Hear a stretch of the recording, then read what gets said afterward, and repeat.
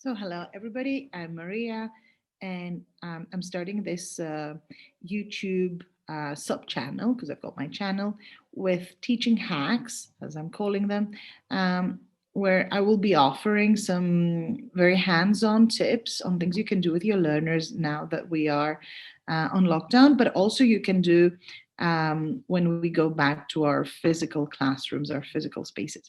So we're going to talk about dictogloss today. I'm sure lots of you know about it, but let's see how we can use it in this new environment. So what I did with my learners is you have a text in your course book, in your students book, and I normally, we read it out loud, we analyze it, we explain vocabulary of the text. I assign it for to learn things about it, to read it out loud, to read it silently, to answer questions, to I assign the vocabulary from the text. So look at this text, for example, with Omar. So my learners had to study it. We had done a lot of exercises on it anyway. The idea is that you use a familiar text, a text you have already explored with your learners. And then what you do in dictogloss is when you meet again, you do not show them the text, but you read the text 3 times and you ask them to take down keywords or anything they consider is important, anything they can take down.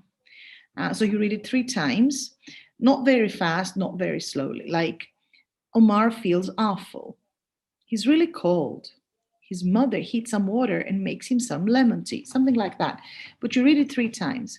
Then that's the first thing you do in dictogloss.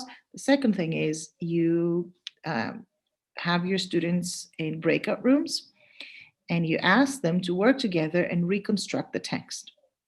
So they have to put together the keywords each one of them has written down along with their own ideas, because they normally they're not able to take down everything. And they have to reconstruct the text and change, of course, some of the things that are in the original text, which is perfectly okay. And then they have to write it down. And then when they come back to the main room, they either read it out loud or you have one assigned person from each room just to write it for you in the chat box or on the whiteboard in the shared screen. And then, of course, it's not the one who has the team that has the closest to the original text that wins, that gets more points. It's the team that has a text that makes sense. If you think about it, this is a listening comprehension exercise. It's a vocabulary exercise. It's a grammar and syntax exercise. It's a reading comprehension exercise. So it's a very holistic task, dictogloss, through a spelling exercise. Sorry, I forgot to mention one of the most important functions it has.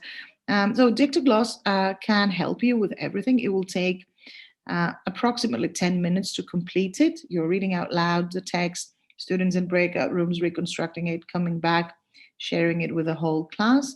But it works, they like it, and they help each other. So good luck with dictogloss.